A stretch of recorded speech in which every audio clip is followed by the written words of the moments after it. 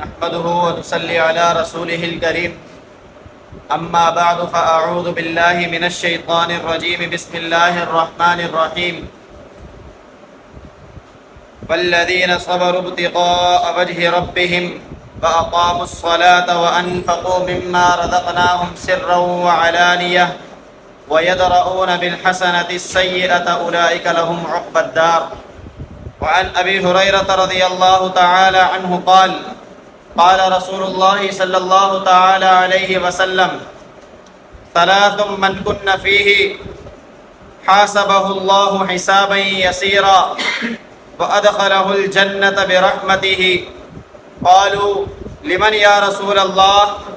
قال تعطي من حرمك وتعفو عن من ظلمك وتصل من قطعك. فإذا فعلت ذلك فما لي يا رسول الله؟ قال أن تحاسب حسابا يسيرا وأدخله الجنة برحمته. صدق الله العلي العظيم وصدق رسوله النبي الكريم ونحن على ذلك لمن الشاهدين والشاكرين والحمد لله رب العالمین. میرے معزز سامعین، میں نے آپ کے سامنے قرآن کریم سورۃ الرعد کی ایک آیت مبارکہ اور احادیث کے بے شمار مجموعے میں سے ایک حدیث مبارکہ تلاوت کی ہے. دعا ہے کہ اللہ رب العزت صحیح بیان کرنے کی توفیق عطا فرمائے، مجھے اور آپ کو اس پر عمل کرنے کی توفیق عطا فرما دے.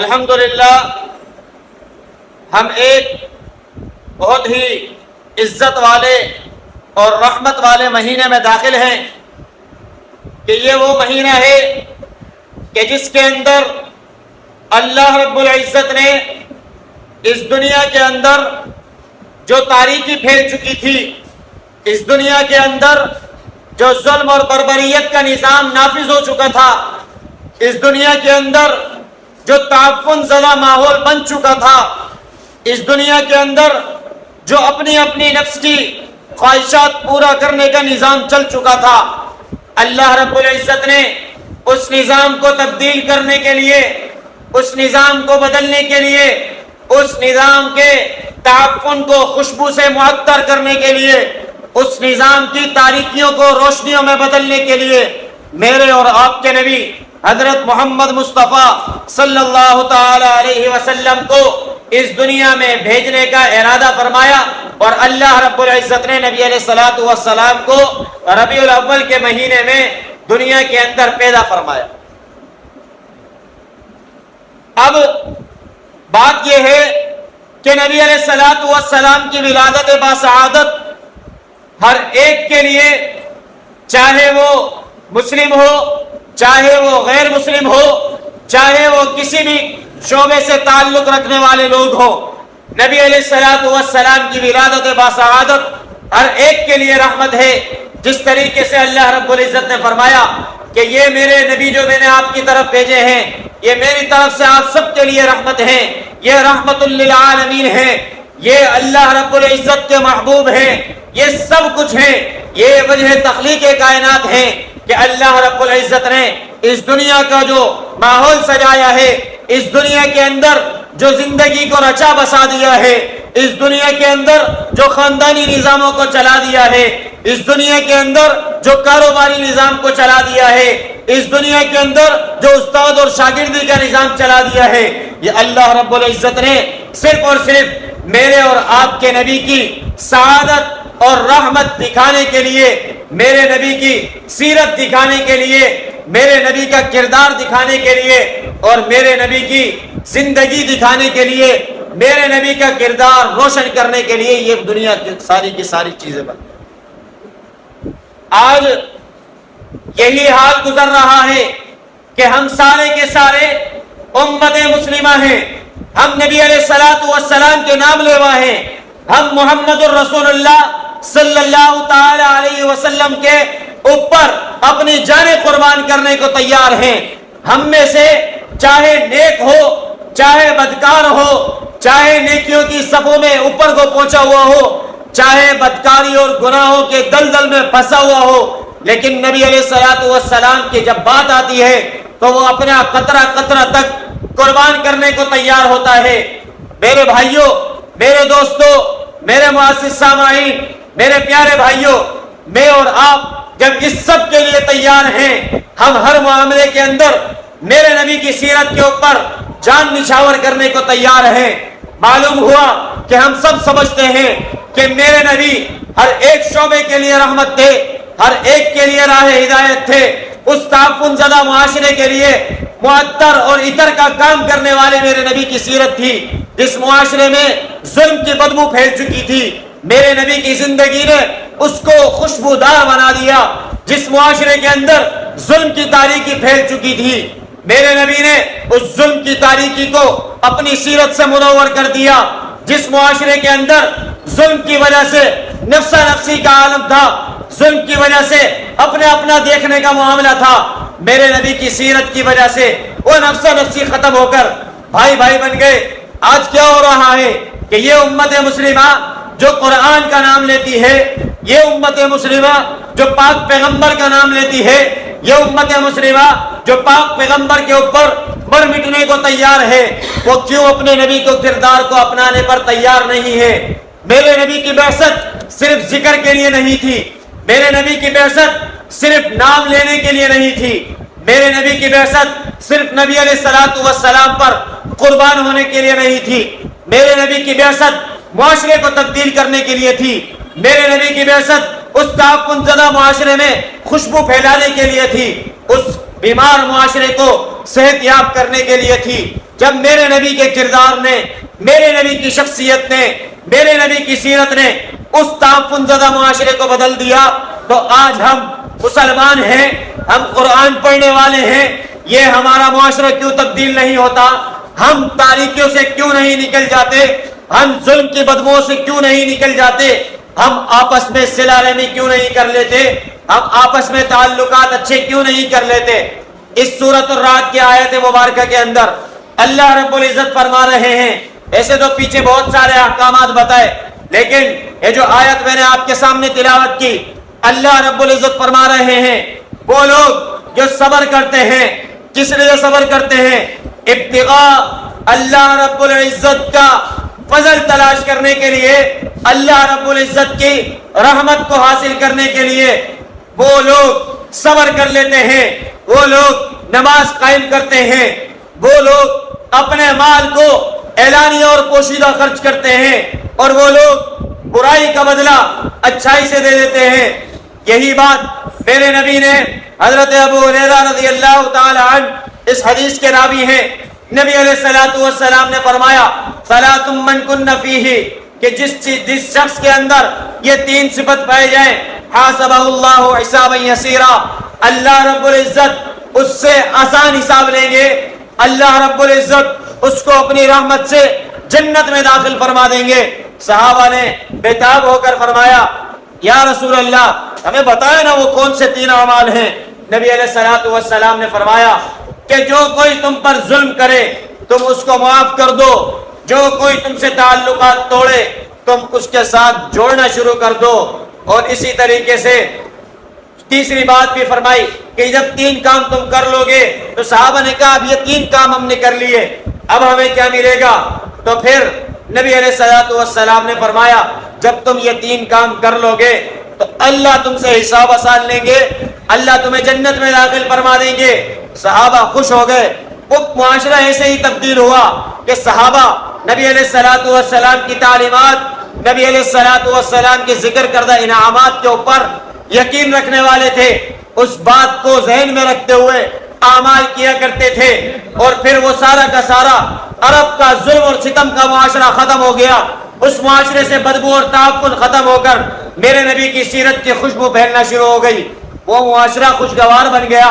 صحابہ اکرام خلفائے راشدین کے دور کے اندر ہی غربت ختم ہو گئی تھی، کوئی زکوٰۃ لینے والا نہیں تھا۔ آج ہمارے ملک کے اندر ہم سارے کے سارے قرآن پڑھتے ہیں، ہم سارے کے سارے احادیث سنتے ہیں، ہم سارے کے سارے نبی کے کردار کو دیکھتے ہیں، ہم سارے کے سارے یہ دیکھ رہے ہیں کیسے وہ معاشرہ تبدیل ہو گیا تھا، کیسے وہ معاشرہ خوشحال ہو گیا تھا۔ آج ہم وہ سیرت اپنے معاشرے میں لانے کو تیار نہیں ہوتے۔ ہم میں سے ہر ایک نبی کی سیرت پر مر مٹنے کو تو تیار ہے، لیکن نبی کی سیرت زندگی میں لانے کے لیے تیار نہیں ہو رہا ہے، جس کے اوپر اس دنیا کی بھی کامیابی ہے، آخرت کی بھی کامیابی ہے۔ صحابہ اکرام نے یہی سب کیا۔ آج ہمارے ملک پاکستان کے اندر یہی سب ہو رہا ہے کہ ہم صبر نہیں کر رہے، لیکن ہم اس کے لیے آواز بھی نہیں اٹھا رہے، ہم نماز بھی نہیں پڑھ رہے، اسلامی نظام چاہ رہے ہیں۔ اسی طریقے سے ہم لوگوں کے اوپر مال کو خرچ بھی نہیں کر رہے، جن کو اللہ نے استطاعت دی ہے، طاقت دی ہے، وہ سفید پوش لوگوں کے ساتھ حسن سلوک کریں، اچھائی کا معاملہ کریں، اللہ کے دیے ہوئے مال میں سے ان کے اوپر جہاں پوشیدہ خرچ کرنے کی جگہ ہے تو وہاں چھپا کر خرچ کر لیں، جہاں اعلانیہ خرچ کرنے کا معاملہ آ جائے تو اعلانیہ خرچ کرنے سے بھی پیچھے نہ ہٹیں۔ یہ نہ دیکھیں کہ میرے ساتھ کون کیسا ہے، بلکہ اللہ فرماتے ہیں وَيَدْرَؤُونَ بِالْحَسَنَةِ السَّيِّئَةِ، جو لوگ برائی کا بدلہ اچھائی سے دیتے ہیں، اولئک لہم عقبی الدار، وہ آخرت کا انجام سارا کا سارا انہی لوگوں کے لیے۔ آج ہمارے معاشرے کے اندر تبدیلی اسی لیے نہیں آ رہی، ہماری نہ رعایا تبدیل ہوتی ہے، نہ ہمارے حکمران تبدیل ہوتے ہیں۔ یہ رعایا تبدیل ہوگی تو حکمران بھی تبدیل ہو جائیں گے۔ رعایا اپنے آپ کو قرآن اور سنت پر لے آئے، حکمران بھی قرآن اور سنت والے آ جائیں گے۔ آج دیکھ لیں کہ رعایا جب قرآن اور سنت پر عمل نہیں کر رہی تو پھر حکمران بھی اس رعایا کی فکر نہیں کر رہے۔ یہی رعایا کسی حادثے میں مر جائے، کسی زلزلے کے اندر آ جائے، کسی مقام پر کسی زد میں آ کر اس دنیا سے رخصت ہو جائے تو اس کے گھر والوں کے لیے لاکھوں روپے کا اعلان کرتے ہیں، لیکن کیا مسئلہ ہے کہ زندہ لوگوں کے لیے کوئی سبسڈی نہیں ہے، کوئی نرمی نہیں ہے، کوئی سننے والا نہیں ہے۔ وجہ یہی ہے کہ ہم جب زندہ ہیں، ہم روحانی طور پر مردہ ہو چکے ہیں، ہم قرآن اور سنت کو سننے کو تیار نہیں ہیں۔ ایسے ہی ہمارے حکمران، ہم اندر سے آج مر چکے ہیں، ہمیں وہ جسمانی طور پر زندہ دیکھ کر ان کے دلوں پر کچھ نہیں رینگتا، ان کے بالوں پر کچھ نہیں اثر پڑتا، ان کے کانوں پر کچھ اثر نہیں پڑتا۔ وہ کہہ رہے ہیں جیسے جی رہے ہیں جینے دو۔ جب ہم قرآن اور سنت کو اپنائیں گے تو یہی حکمران تبدیل ہو جائیں گے، پھر ہمارے مرنے کے بعد سبسڈی نہیں ملے گی بلکہ زندگی میں سبسڈی ملے گی۔ اگر ہم صحیح ہو جائیں گے تو ہمارے معاشرے کو تبدیل کرنے کے لیے یہی زندگی کے اندر یہ ساری کی ساری سبسڈیاں کام آئیں گی، ہم ایک اچھا معاشرہ تشکیل دے سکیں گے۔ میرے نبی نے صحابہ اکرام کو یہی سکھایا۔ جب ایک صحابی رسول نبی علیہ الصلوۃ والسلام کے پاس آئے اور اپنی معاش کا تذکرہ فرمایا کہ یا رسول اللہ، گھر میں کھانے کو نہیں ہے، تنگی ہے، قلت ہے۔ نبی علیہ السلام نے فرمایا تمہارے پاس کیا ہے؟ اس نے کہا گھر میں ایک پیالہ ہے۔ وہ پیالہ منگوایا، نبی علیہ الصلوۃ والسلام نے فروخت کر دیا اور پھر پوچھا کہ بھائی یہ کتنے میں کون خریدے گا؟ کسی نے 1 درہم قیمت لگائی، دوسرے سے کہا کون زیادہ دے گا؟ دوسرے نے 2 درہم قیمت دے دی۔ نبی علیہ الصلوۃ والسلام نے 1 درہم کے ذریعے گھر والوں کی کفایت کے لیے سامان خرید کر گھر بھجوا دیا، دوسرے درہم سے اس کو کلاڑی خرید کر دی اور دستہ اپنے ہاتھ سے لگا کر دیا، اور یہ امت کو سبق دیا کہ اپنے پاؤں پر کھڑے ہونے کی کوشش کرو۔ حکمرانوں کو یہ سبق دیا کہ رعایا کے ساتھ اس دستہ گاڑنے والے حاکم کی طرح کام کرو، رعایا کو اپنے پاؤں پر کھڑا کرنے کی جدوجہد کرو، رعایا کو راستہ دکھانے کے لیے ہوا وقت کوشاں رہو۔ یہ رعایا اگر دلدل میں جا رہی ہے تو حکمران تو اگر دلدل میں نہیں ہے، حکمران تو خوشحال ہے، تو حکمران اس رعایا کو ہاتھ سے پکڑ کر اس دلدل سے نکالنے کی فکر کریں۔ لیکن یہ سب تب ہوگا جب میں اس ربیع الاول کے پیغام کو، میرے نبی کی سیرت کے پیغام کو، میرے نبی کی ولادت کے پیغام کو، میرے نبی کے اس دنیا میں آنے کے مقصد کو اپنی زندگیوں میں لے آئیں گے۔ ہم خود بھی تبدیل ہو جائیں گے، روشن ہو جائیں گے، منور ہو جائیں گے، معطر ہو جائیں گے۔ جب ہم روشن ہو جائیں گے تو یہ معاشرہ خود روشن ہونا شروع ہو جائے گا، خود معطر ہونا شروع ہو جائے گا۔ پھر یہ روشنی ان تاریک اور ظالم حکمرانوں کو بھی روشن کر دے گی، ان تاریک اور ظالم جو تعفن کے اندر حکمران گھرے ہوئے ہیں، ہماری خوشبوئیں ان تک بھی پہنچیں گی اور وہ بھی اسلام کی تعلیمات کے مطابق ایک اچھا معاشرہ تشکیل دینے کے لیے کوشش کریں گے۔ پھر ایک اسلامی معاشرہ تشکیل پائے گا اور وہی خوشحال معاشرہ ہوگا۔ دعا ہے کہ اللہ رب العزت خود مجھے بھی ان باتوں پر عمل کرنے کی توفیق عطا فرمائے، آپ تمام میں سے ایک کو عمل کی توفیق عطا فرما دے۔ وآخر دعوانا ان الحمدللہ رب العالمین۔ الحمدللہ رب العالمین والعاقبۃ للمتقین والصلاۃ والسلام علی سید الانبیاء والمرسلین اللہم انت السلام و منک السلام تبارک یا ذا الجلال والاکرام۔ اللہ کریم ہمارے یہاں بیٹھنا اپنی بارگاہ عالیہ میں قبول فرما۔